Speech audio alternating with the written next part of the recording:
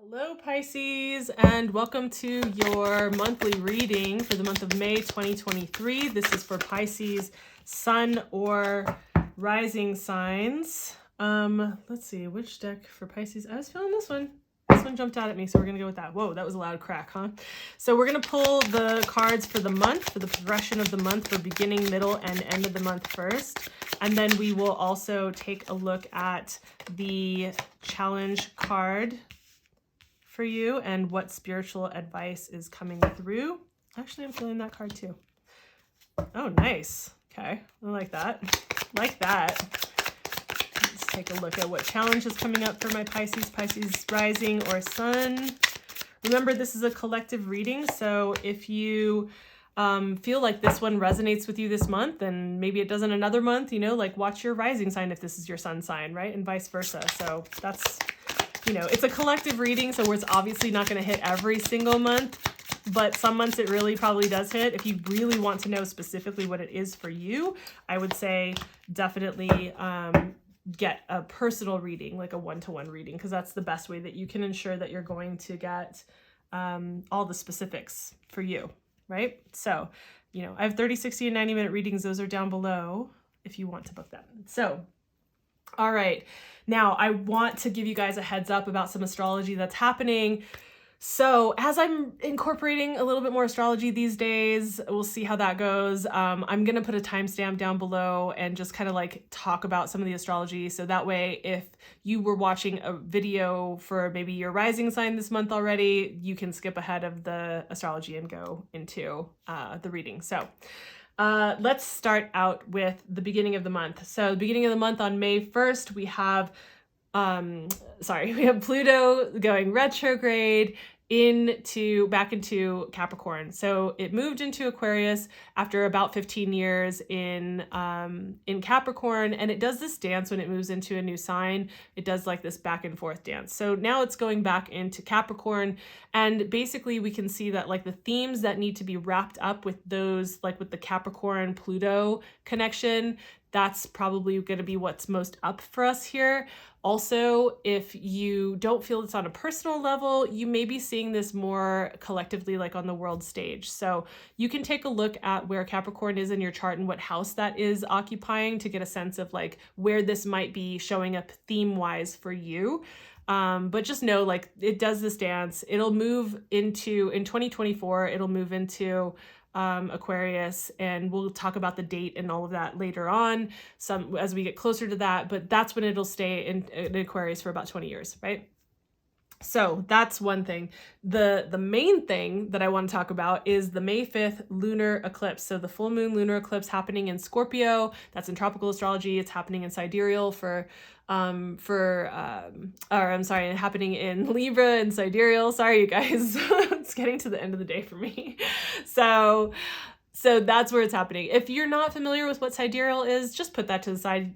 Don't worry about it. Like most of the time when you see people doing like charts or readings or whatever, and they're talking about the astrology, unless they specifically say that they're talking about sidereal, or they say that like that's what the kind of astrologer they are perhaps, or something like that, then just know that they're talking about tropical. That's what most people are talking about. So let's talk about why I think that this is important. I wanted to give you guys a heads up about, first of all, it's the bookend of the eclipse season, right? So we had the solar eclipse that was with the North Node. That was a very activating time. It can really bring things in. We can see things really show up. And as with eclipses, we see this like influx of things. And then we also see things moving out, whether we remove them ourselves or whether it gets ushered out, right? It's that ebb and flow kind of vibe. And so here we have the South Node eclipse. And with the South Node eclipse, it is always about releasing and letting go. That's the energy of this, is releasing and letting go. So that's one layer of it. And then we have the full moon, right? It's a full moon lunar eclipse. And that's a time when, you know, energy is really amplified, right? Feelings are magnified. We all know this, right? Just, you know, we know about like how the ERs can be really full, like feelings can be really on high during this period of time, right?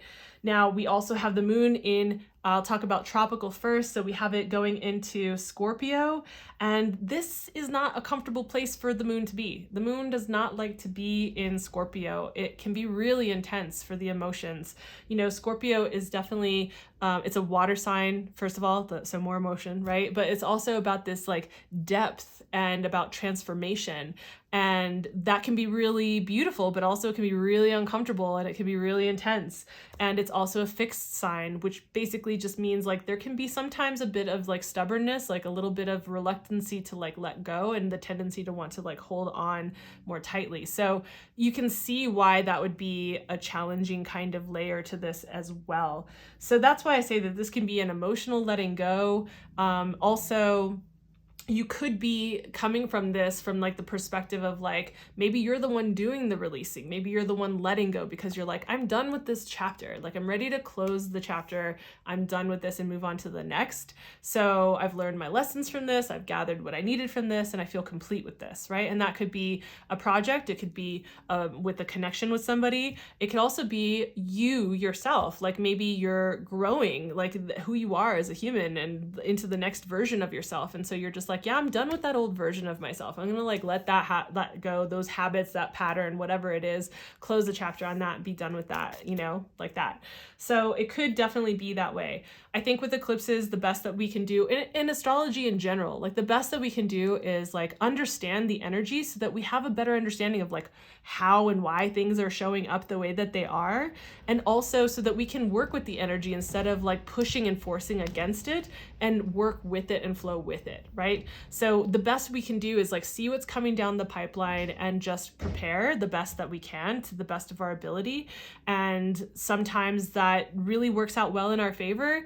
So like in this particular case, like you might want to do some inventory and look around and see like what is outdated, what needs to be released, what needs to be let go of, what's done. And you could do that and work with that energy yourself. And also, you know, despite doing that, you could also be having the experience where like, you know, the universe, like the way that it all works, it maybe it comes in and it removes something from your life that you were not quite expecting, maybe not quite ready to let go of. And I feel, at least personally, that there is this sense of making it a little bit more easeful to deal with those kinds of difficult experiences, to have an understanding that there is a rhyme or reason to things, and to just like deal with like, okay, like that was part of this experience, is part of this energy. And so let me work with that and process that and move forward, right? And so anyway, I just wanted to throw that in. The last thing that we have is in the middle of the month, we have Mercury stationing direct. So it's been retrograde. It'll be going direct on the 14th. Now, note that just because it's on the 14th, it goes direct doesn't mean like, woohoo, everything's just moving fast now. It's like, no, it takes a little time for the momentum to build. So like give it a week or two. Just know that there might be some like little remnants of the Mercury retrograde that are kind of there around for like the few days after.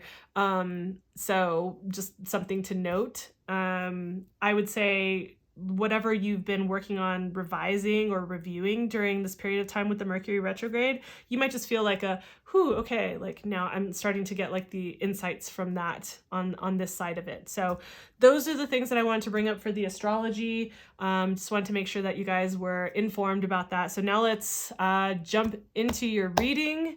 All right, so let's do your reading. We're going to look at your reading through the lens of the astrology that I just talked about. And also, we're still working with this particular deck, which is an astrological deck that I've been really enjoying working with and that other people seem to really be enjoying as well. So here we have Saturn. So we're going to use this as like another lens, like another layer of like how we can filter the information that's coming through here for the Pisces, all of you Pisces, through also the themes of what's happening here. So sometimes we get a house card, which I really like. It's a lot more like direct and clear. And sometimes we get a planet or an aspect where it's more speaking to a theme, right? So here we have Saturn, right? And Saturn is definitely about, like it says, structure. And I would say, yeah, that's true. It's definitely about the structures and the boundaries in our life. So maybe some of you are dealing with boundaries and the structures that you're creating for your life, right? But it also is about our commitment, our deep devotion and commitment to mastering or to really like reaching the top of like certain, maybe of like a career or like in relationships or whatever it is, right? We want to be the best at, we want to really shine in, we really want to learn and devote ourselves to, and also what we commit to with integrity, and so like it definitely also has to do with time. Like they say that Saturn can be related to like father time, right? It takes time for Saturn to like really work its energy through, which means that there's like this maturation process with Saturn, right? It takes time for things to mature. It takes time for things to grow and to move forward,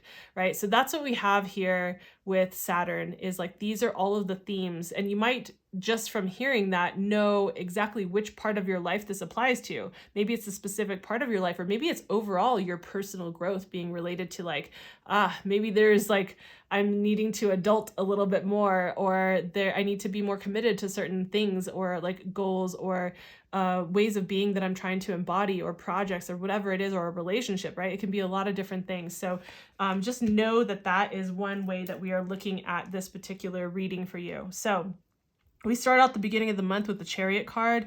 We move into the 8 of Swords, and we finish off the month with the Sun. I really love that. The 3 of Swords is where we have some challenge coming up. Interesting. And then we have the Devil card as your spiritual advice. So there's a lot to say here. Let's just jump right into it. So we have the Chariot card coming up for the beginning of the month, which, one of the things I really love about the Chariot card is it's definitely about forward movement, right? It's about moving forward, but it's moving forward from a place of alignment. I think that with beginning of the month still being in a Mercury retrograde, but also dealing with this eclipse, I think it will illuminate for you what is in alignment and what is not in alignment for you. So I really love this card and how it relates to the beginning of the month with the astrology, right? So like knowing and like discerning what is in alignment, what isn't in alignment, so that you can with clarity move forward in your life. I do think that that is probably going to maybe bring up some challenge. The thing about when we, start to move forward in our lives, when we up level, when we upgrade our lives and go through personal growth in any kind of way, we can often hit these limiting beliefs, like these kind of glass ceilings where we think like that there are limitations. And the reason I say that is because in the middle of the month, we have the 8 of Swords. The 8 of Swords is a prison of your own making, right? In your mind. This is a time, like the card is basically saying like, hey, you're perceiving limitations that are not true. You need to question your beliefs, the ones that tell you like that's not possible, or like wherever you have these beliefs that where you back yourself into a corner and you think like, oh, I only have choice A or B.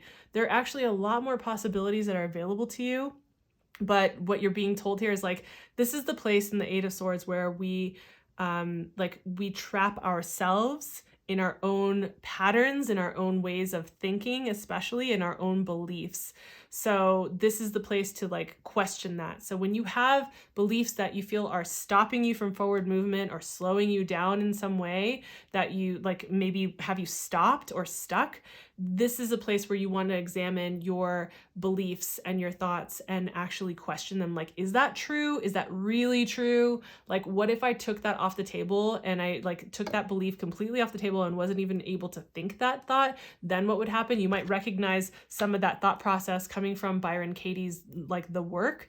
That's a really great place to, I believe, to question our beliefs is her process of inquiry. So then we move into the end of the month and we have the Sun. I mean, of all the cards, the Sun is such a beautiful card to have in a reading. I love the Sun. Like, it's so funny. It's like there are rays of sunshine that are just starting to come through after it being kind of cloudy and windy today. And I moved right when I said the sun shining through, my hand moved right through a shaft of light. And I just kind of like looked over to the side, didn't even notice that it was shining there. So I really feel like this is coming through this particular period and feeling like things are more possible, right? The sun is a place where we feel revitalized. You know, normally what we see in the imagery is a kid that is naked, bareback on a horse, right? And like there's sunflowers everywhere and the sun is shining and it just looks like a really beautiful day. And there's this kind of freedom, this sense of like liberation and openness, of living like from your heart, of living feeling like alive. You know, think about whenever you felt constricted like this, right? And it's like cloudy, you feel kind of gray and like constricted, or like maybe even a little depressed, like everything seems a little bit muted. But imagine like when you feel like that sense of liberation and freedom, and like suddenly you're just like, the colors are brighter, things taste better, I'm more like peppy and excited about things and whatever. And so I feel like there's just a ray of hope, is like that's the phrase that keeps coming in for me, is like ray of hope, right? So you go through this period and there's this ray of hope that comes through at the end of the month. Definitely the challenge card is challenging. I mean, for a challenge card itself, 3 of Swords, you know, some people relate this to being the heartbreak card. It's not just about relationships, although it can be about a romantic relationship, because it is very much associated with that for people. But also it's really just about grieving, about having some sort of disappointment, experiencing some kind of loss, and needing to do the grieving around that. And I think that you're going to feel challenged by that. I think that you're going to have a hard time with that, and that it's not going to feel quite easy. Of course, it doesn't feel that way. You know, maybe this is happening because of the eclipse. However, I think that this is an opportunity for you to just see ahead of time that this is an energy where you might feel some disappointment. And it doesn't have to be as dramatic as this. It could just be that it's just, you know, it doesn't have to be like heartache and, you know, I'm on the floor crying kind of thing, although it can be. But it can also be just like, man, I'm really just disappointed about, like, I really had my hopes set on that. I had my heart set on that. You know, maybe it's a connection with a lover, or maybe it is a friendship. Maybe it's a project that you have put a lot of time and energy and attention into, and you just see that it's like dissolving, and not like you have to like clear the decks, right? Like maybe the eclipse is just like shows you it's not aligned. It's not going to happen, maybe with a business partnership or something like that, whatever it is. And there's just this great sense of disappointment and a feeling of loss. And so we need to honor that loss and we need to grieve it. I can say that because I'm not in the grief right now, but honestly, like when I'm in that space, I'd rather punch someone in the face that said that to me. Not really, not literally, but it's like that feeling of like, yeah, I know I have to go through this, but it sucks and I don't like it. So of course it doesn't feel great. But there's a dawning of a new day. There's a ray of sunshine that comes through. So you will come through to a more clear place. You just need to trust that that will happen. You know, people say, oh, happiness doesn't last. Well, neither does pain. Pain doesn't last either. Pain is temporary. So, and definitely I think that we have more power with our grieving process when we don't resist it. So my phone overheated. So luckily I caught it just in time where I hadn't been talking too much longer past that last point. So let's talk about your spiritual advice, right? So we have the Devil card, and I think there are a lot of times where people go, how the hell is that a good card?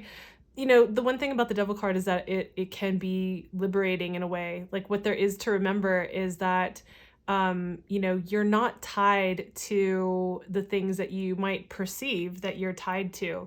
You know, often with the Devil card, what you see is like, it's very small in this one, like the 2 people, but usually there's a man and a woman. And typically the symbology on the card is like they have a very loose chain around their neck that's connected to them, and that connects them to the block that the devil is like sitting on top of.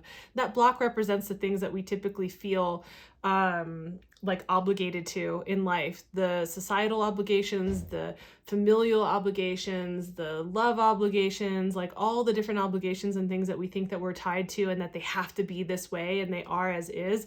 And this is a time to, again, question that.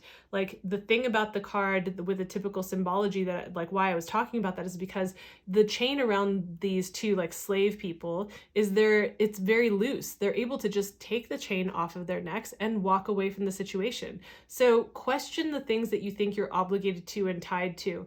there is a point of liberation for you here. And I think that part of that is recognizing that through this beginning part or this middle part of the month, right? I think that this card is definitely tied into that. Perhaps the grieving process that you go through with whatever disappointment is there, and whatever you're shown that needs, like, is or isn't in alignment with you at the beginning of the month, what you're questioning in the middle of the month.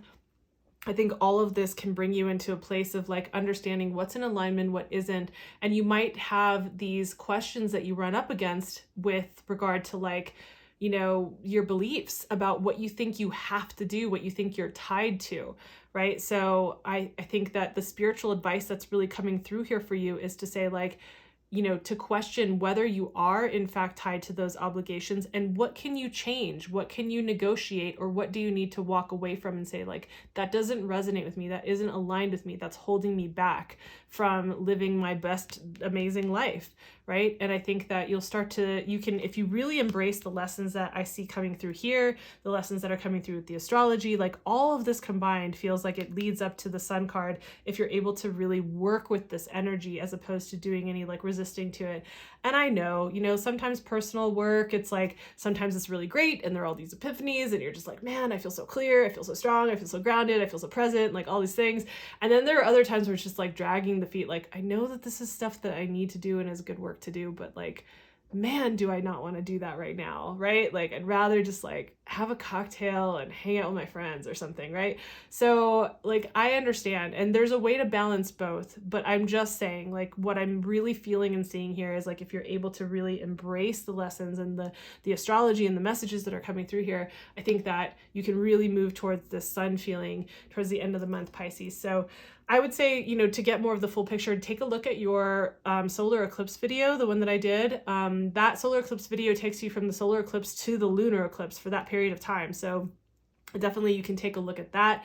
And I will also, though, just so you know, I'll put that up on the screen, by the way. I will also have the, I'll be putting out videos for the lunar full moon eclipse, either probably dropping the day before or the day of.